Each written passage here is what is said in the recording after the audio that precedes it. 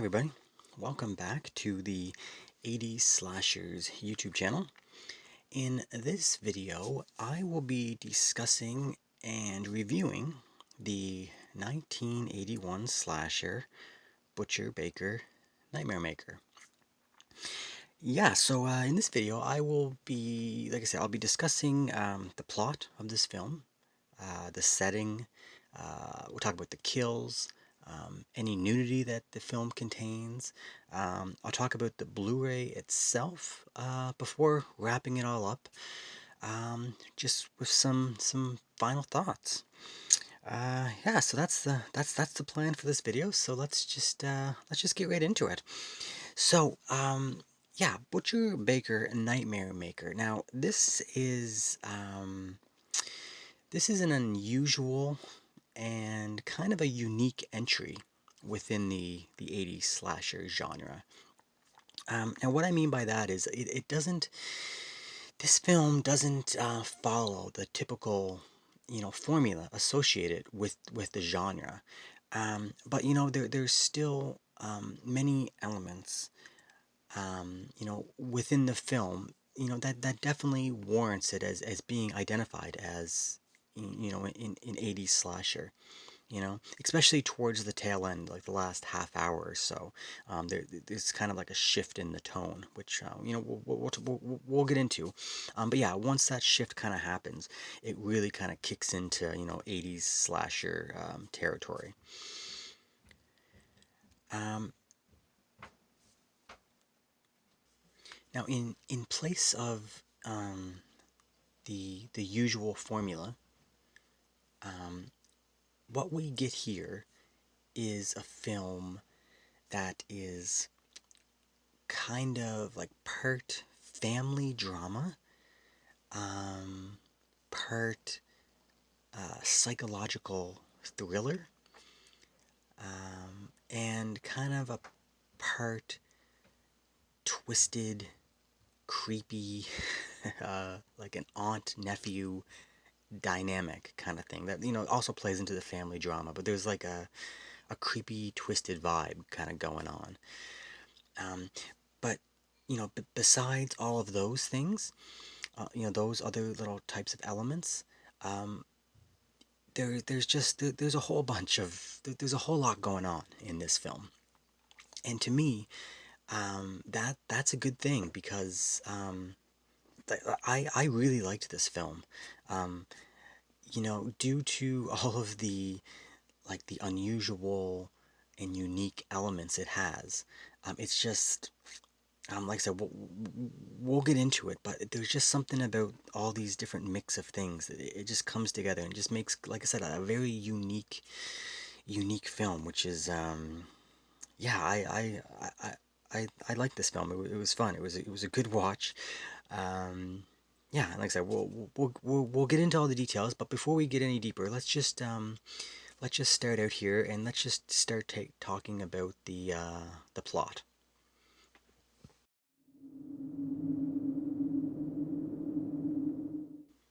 All right, so the plot of Butcher Baker Nightmare Maker. Basically, the film starts off. We see a couple, like a married couple, getting in a car, preparing for like a little road trip, and they're saying bye to their infant, well, like 2-3 year old son, who's being left behind with his aunt. And they say bye, they wave, and then we see the couple, driving down the road, and they get in a car accident. And the car accident is great. It's a good opening scene, and it's they die. They both the two parents die, and then we fast forward. I think it was 14 years.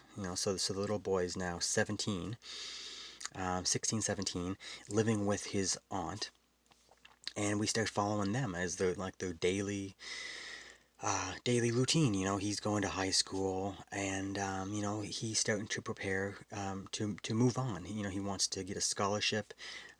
He's a basketball player, and he's hoping to get a scholarship to move off to go to college with his girlfriend. And the aunt starts to not take it too well, and they have an argument. She doesn't want him to leave the home.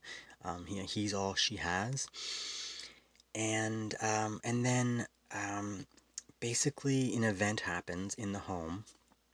Um, a violent confrontation. I won't get into it, but something happens that's very traumatic to all parties involved, and it kind of sets up in in investigation. So then we see because of this confrontation that happens, someone gets hurt.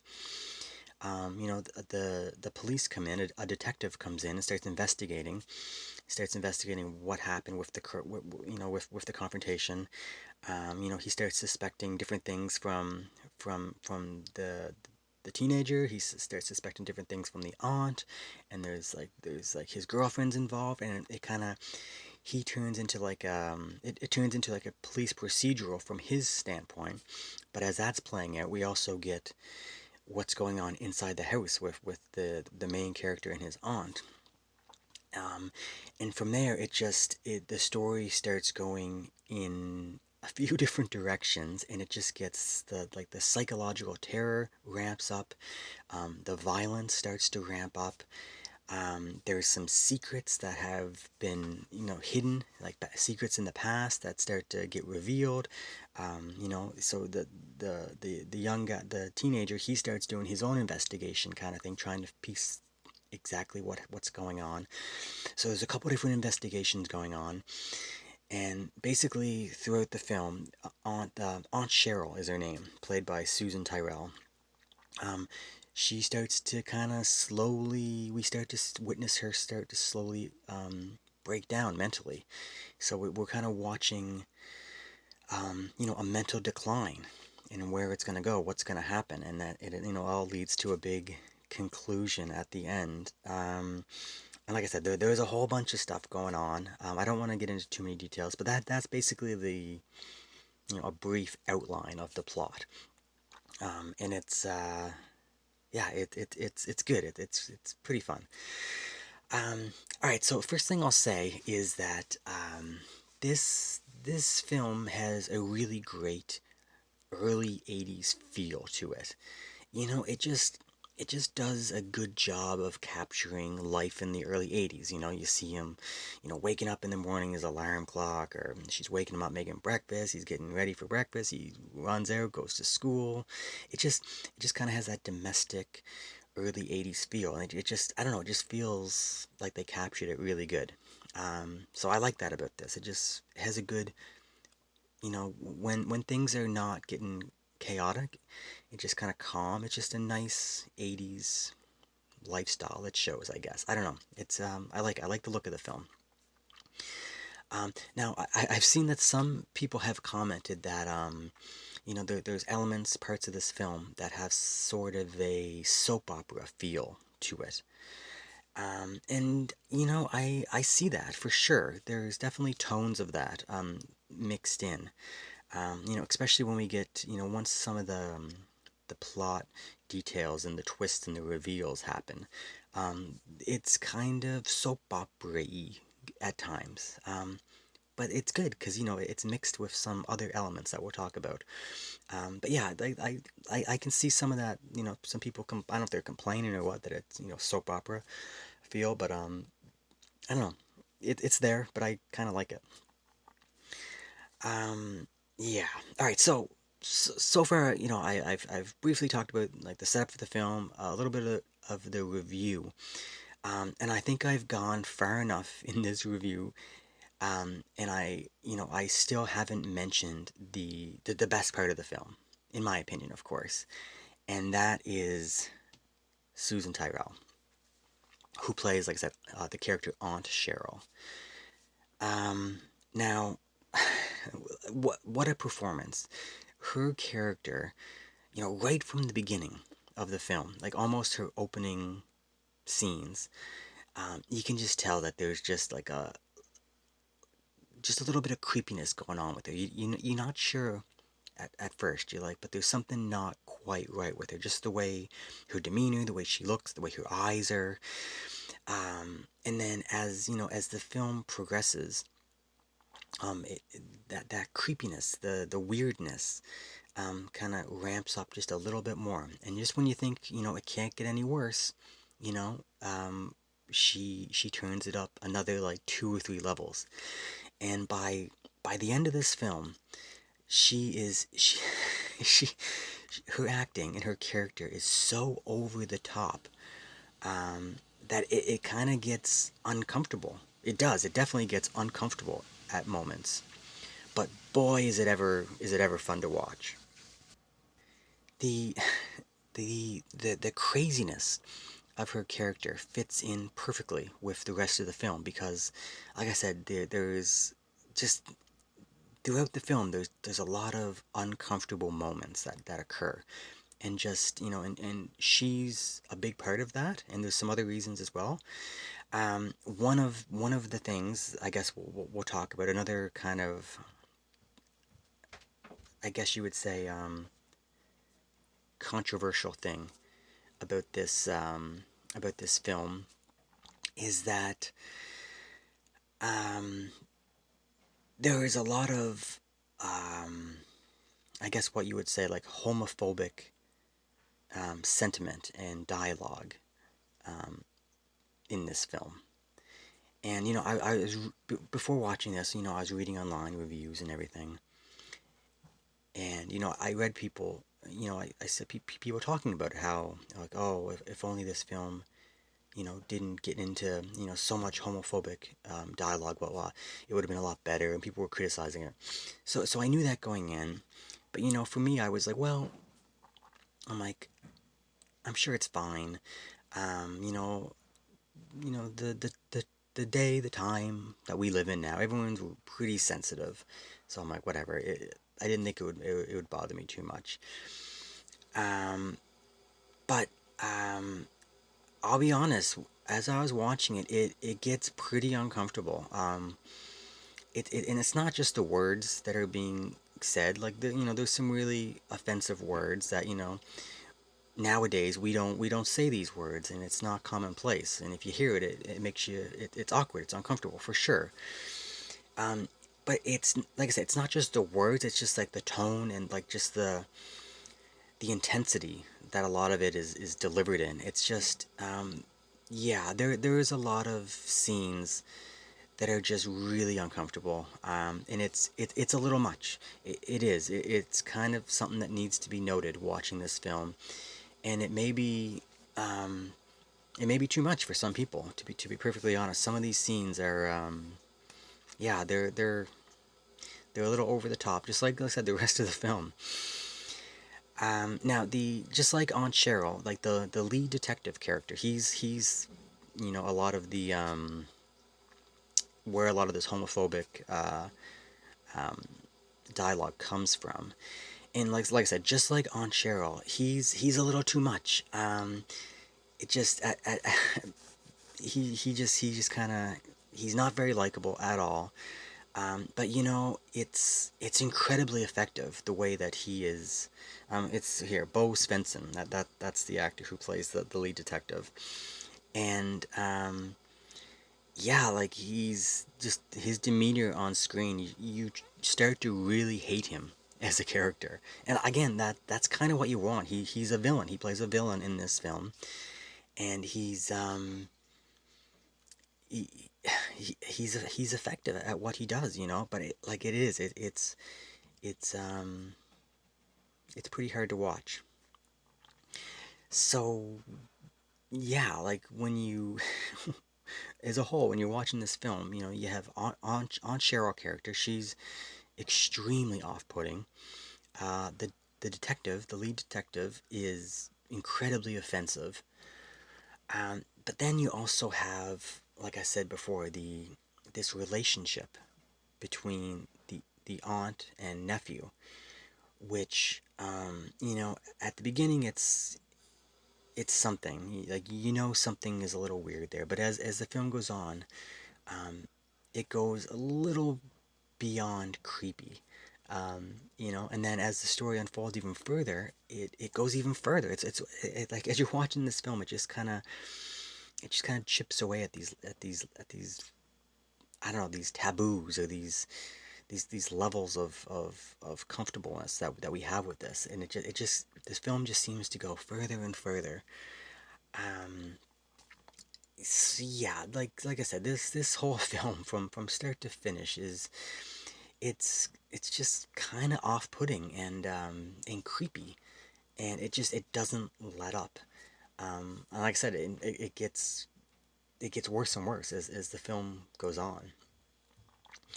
And then once we get to the conclusion of the film, um, like I said, everything just gets ramped up, and there are a couple of plot twists and reveals that are really well done, I thought.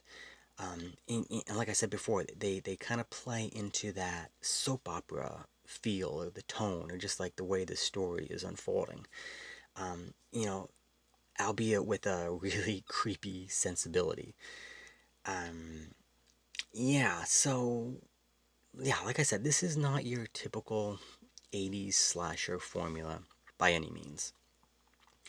But it has enough slasher elements mixed in with it, mixed in with all the craziness that it does make it in my opinion, a really solid 80s slasher. So yeah, so in terms of the plot, I enjoyed this. Like I said, like it wasn't easy. It's not an easy sit through. There is um, there's some challenging moments going through this film, but they're enjoyable because like when you're watching a film like this, it affects you, like you're watching it, and it makes you like your skin itch a little bit, and it makes you like, oh, I'm not used to hearing that word, or like these situations, like you kind of see where these like taboo type things are heading, and it's just it makes for a good watch. It's fun. And then like I said, you throw in like these slasher elements. Yeah, it's good. I really liked the way the film was structured, and how the story played out. So yeah, so that's pretty much it for the plot. So let's go ahead and let's talk about the setting.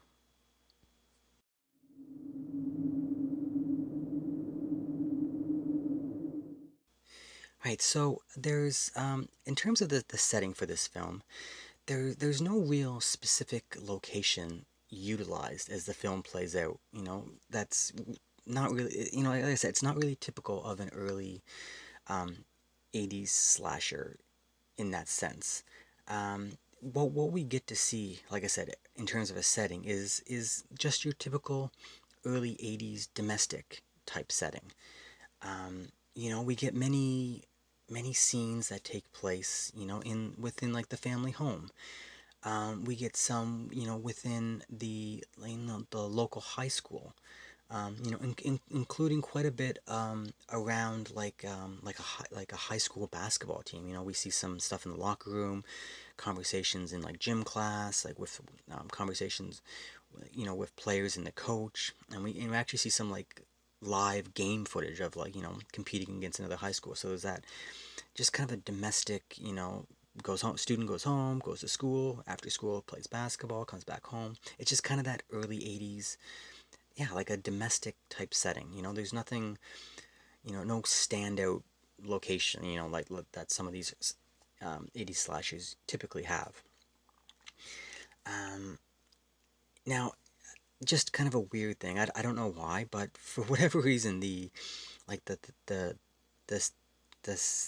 home in this film, like the home used in the school used, um, they kind of gave me a similar feel. If you're familiar with the film Porky's, um, I don't know. I know that film was, set in like what was it, the 50s? But I don't know, like the setting, like the scenes taking place in the home, scenes taking place at the school with the basketball. It just kind of gave me a Porky's feel. So if you know that film, if Porky's was set, it was made in the 80s, but if it was set in the 80s like this was, that's kind of the the tone, the feel that I got. I don't know. Maybe I'm just crazy, but that's kind of the vibe I got from the domestic setting. So yeah, so like I said, nothing in terms of like one standout location, but like I said, this film just has kind of an overall feel to it. And the locations that they were set in, they just seem to really work together. This is a film that's driven more by like the tone and the feel as opposed to a specific location. Again, like I said, it's not your typical 80s slasher formula being used. It's kind of its own thing.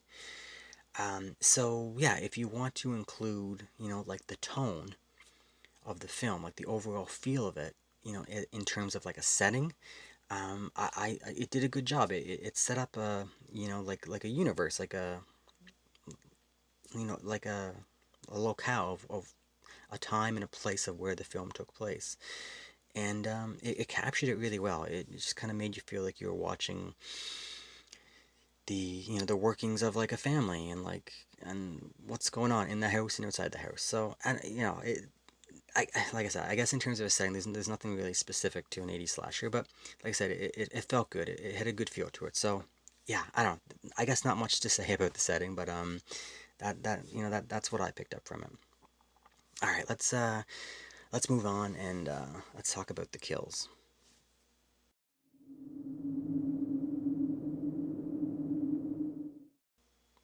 All right, so Butcher Baker Nightmare Maker had a total of 6 kills.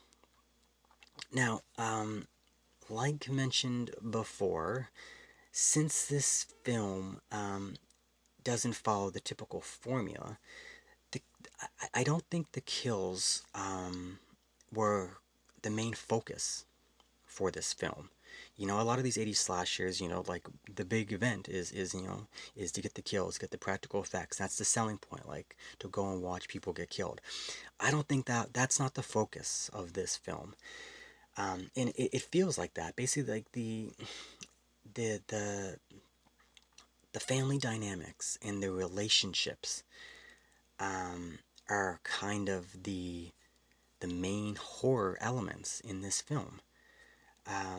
It just that's I feel like that was the instead of trying to frighten the audience with these kills, I think they chose to frighten the audience with these with the language and the dialogue and the scenarios that these people were set in, and it worked. It was effective. There was these are horror elements. Some of these story plot devices. So I think it worked. I think it worked really well. Now, saying all of that, the kills are still pretty solid in this film. Now, like I said earlier, right from the opening sequence, there is a really good kill. Basically, like the parents when they get in the car accident. It was within like the first, I don't know, 2-3 minutes of the film, we see like the first kill, and it's pretty brutal. It's it's pretty brutal in nature, and I saw that and I was like, oh, and I was like, it's a good way to open the film. In it, yeah, they didn't pull any punches with that first kill, and it wasn't like a slasher kill. It was just somebody was getting killed, and there was a little bit of a practical effect. Like I said, I don't want to ruin it too much, but it's a car accident scene, and it's good. It's really good. Um, yeah. Now, and like I said, it kind of like I said the brutal nature of the kill, it matches. It kind of matches the tone for the rest of the film. Like I said, it was a good setup for what you were in store for. Now, unfortunately, there was kind of a lull after that. During the middle section of the film, um, it's there's barely any kills at all. And then once we get to the end of the film, there's kind of an explosion of kills at the end, and that's not uncommon in these films. I prefer it when the films are or the kills are evenly spaced out. We get a kill every 5-10 minutes, and that's what I like to do because it keeps you interested. But there was enough going on in this film that it wasn't so bad because you were watching, like I said, the other horror elements play out, and you knew what was coming. You knew it was ramping up, and the end was going to be pretty bloody, and that's exactly what we got. Um, that's fine. I'm okay with that. Um, so yeah, I guess a complaint could be that the pacing of the kills isn't the greatest. So I guess that is true. But again, it's not following the typical formula. So it's for the type of film that it is. Like I said, I'm okay with it. But like I said, when we do get the kills, like I said, they're pretty good. There's nothing elaborate in terms of practical effects. There is some practical effects, some slices and stuff like that. Um, but there's a lot of there's a lot of blood. There's a lot of some of these kills, especially at the end. It just gets really bloody. So the blood effects are good. And the kills are all carried out in a very like a vicious and like a brutal way. There's a couple, like I said, a lot of them are knife kills. Some of them are like a bladed weapon, and there's some brutality to some of these, and you kind of get to see it, and you get to feel the aggression in the kills. So even though, like I said, you don't see a lot of practical effects, a lot of the kills are just yeah, they just have a brutal nature to them, which again it just fits with the rest of the film. It all works. It feels like if the kills feel like you would expect that they're going to be like, as you're waiting for these kills to build up, you're like, oh, when this happens it's going to be like this, and that's exactly the payoff they give you. That's what I felt. So yeah, so like I said, so for a film that isn't using kills as its main method of horror, I think they're still very acceptable, and just the tone of them just really um, makes up for the lack of gore that some of these films usually give us. Just the tone, the nature of them kind of make up for it. So yeah, so overall kills, I was pleased with the kills. And, like I said, I wish there was a little more, and they were like spaced out a little better. But I was happy with the kills in this film. All right, let's go ahead and talk about the nudity.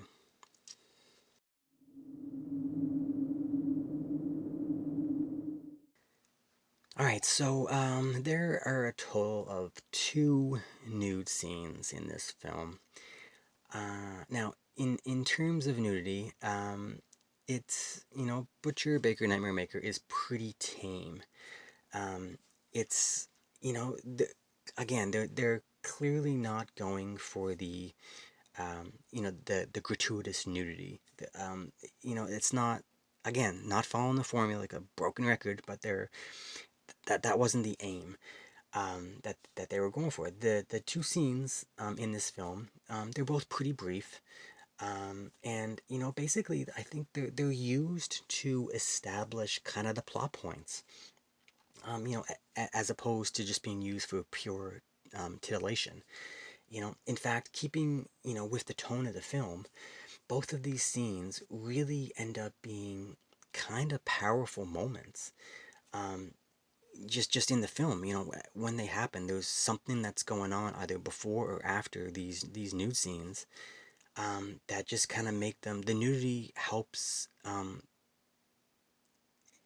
Like I said, they're powerful moments, and the nudity kind of helps that. It's like they're key moments in the film, and they're important. So that's kind of the intention of them, I think.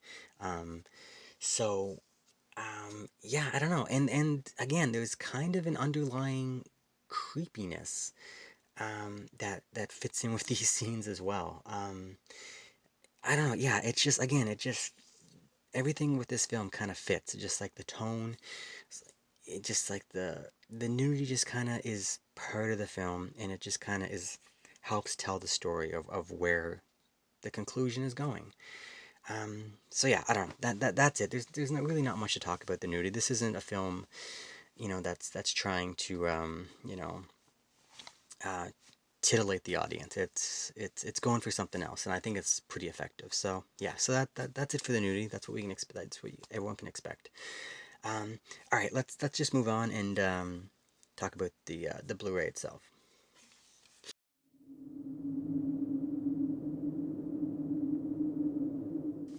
All right, so yeah, so this is a Blu-ray that was released by Code Red.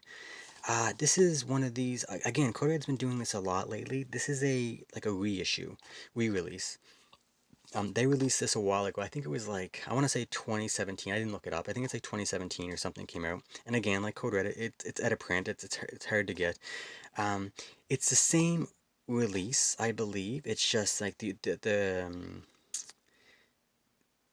other release didn't have a slipcover and it had like blue here. So this is all blue. So they gave it a slipcover. They changed the color.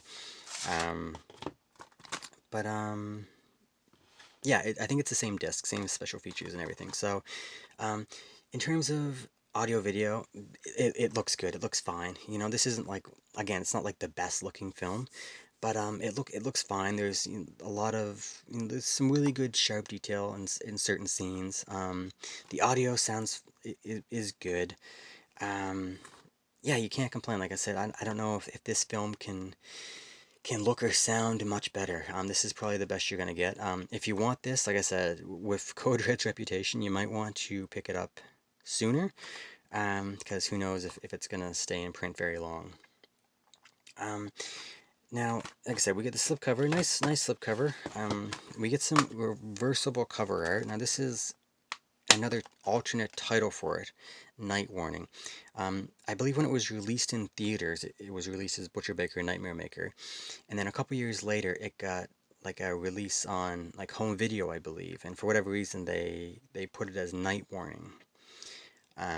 So that's a cool cover, but I know it by this title, so I usually if I have a slipcover, I put the reverse in here and have both covers, but I know it is this title, so I'm just gonna keep it like with that title. But yeah, so pretty good packaging, solid case, nice sturdy case. That's always appreciated. In terms of special features, we get like I said, the 2017 scan. So it's the same scan as the previous release. We get 2 commentary tracks, which is always good, and we get five interviews. We get, let's see what it says on the back here. Yeah, so we get like an interview with the main star, Jimmy McNichol, Susan Tyrrell, Steve Easton, makeup artist and producer, and we get a trailer. So yeah, now I have to say if you're gonna watch any of the special features on this, I think it's about 10 minutes. You have to watch the interview with Susan Tyrrell. I think it was done a couple years before she passed away, and she's insane. She's crazy, just like her character. Like it's no wonder her character was so off, like over the top. She's like that in real life. Man, it was entertaining. And her interview, basically what it is she says she's like, I've never seen this movie before. She claims she's never watched the movie before. Um, so they sit down and they play the movie for her, and they're filming her and just taping her reactions. And at the beginning, she's like, "Oh, I hate this movie. I was coerced into doing it. It's the worst experience of my life." And she's kind of like so nutty and so out there. But then as she's watching it, she starts to really like it. And like as a kill happens, she's like, "Oh my goodness!" And she's commenting on it. And when the guy's like has like he kind of has a nude scene, like his rear end getting in the shower, and she's like making like lewd comments, like, "Oh, look at that! Well, how come I couldn't have been in the room when that was filmed?" Kind of stuff like that. Like she's out there, man. It's so funny. It's so good. And at the end of it, she's like, she loved it. She's like, "I love that movie. That was fantastic." Yeah. So her interview is worth the price of admission. So good. So yeah, awesome. So yeah, that's the Blu-ray. Solid package from Code Red. Definitely recommend picking it up. All right, so let's just move on to some final thoughts.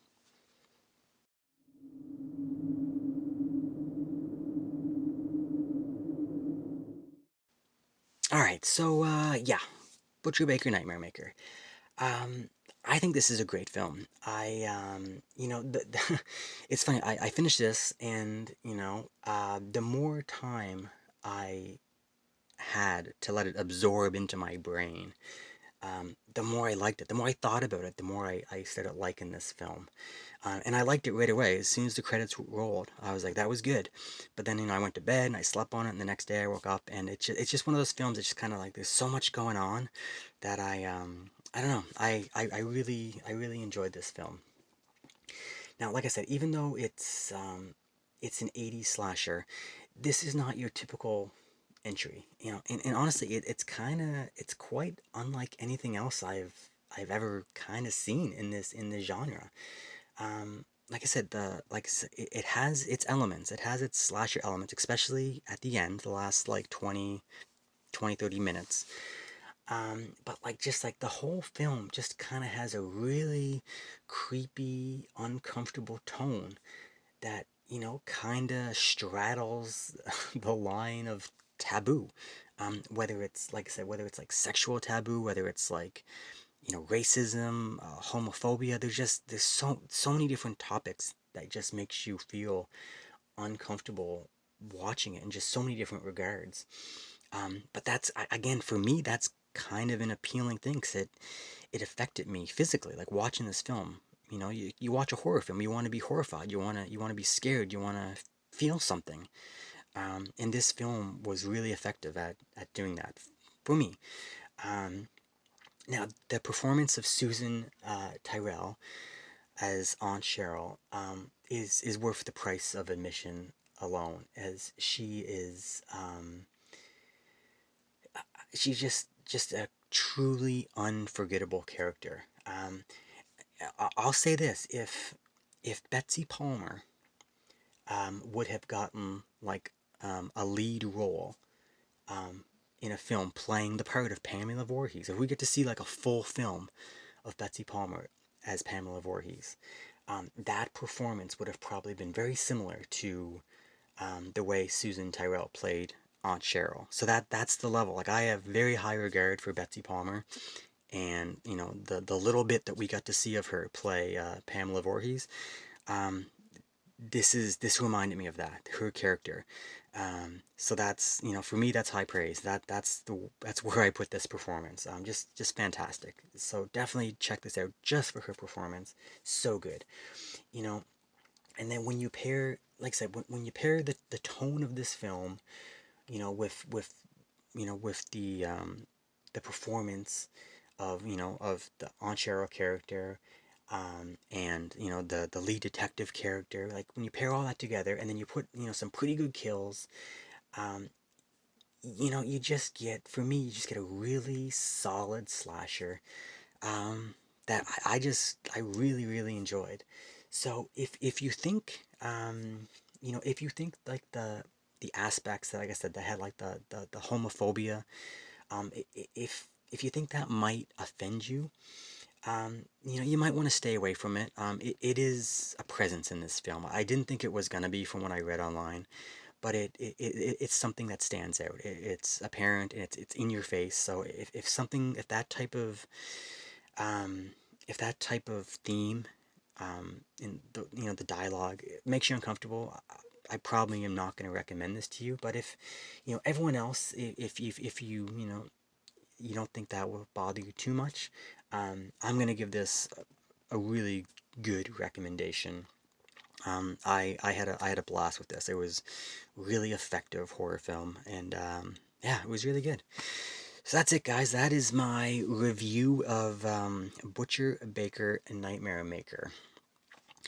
One last thing before we go here, I just wanted to say, at the as of the filming right now of this video, today, this channel has officially rolled over 1,000 subscribers, which is crazy. I've been doing this for about 15 months, a little more than 15 months, and we finally just hit the 1,000 subscriber mark, and I'm thrilled. It's just this has been a blast. I'm having so much fun. So I just want to thank everybody who has been, watching these videos, who has subscribed to the videos, who's been, hitting the thumbs up, who's been leaving comments, and having conversations with me on the channel back and forth about these films and about the genre itself. it's been great. It's been awesome, and within, I guess, the YouTube world, 1,000 subscribers is like the benchmark, is like the bottom line when yeah, you haven't made it, I guess, or whatever. I don't know, until you hit the 1,000 subscribers.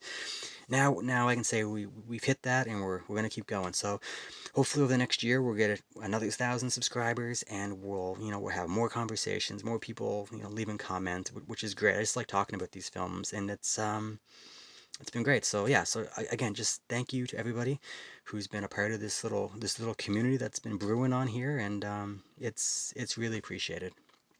All right, guys, so that's it. So yeah, until next time. All right, see ya.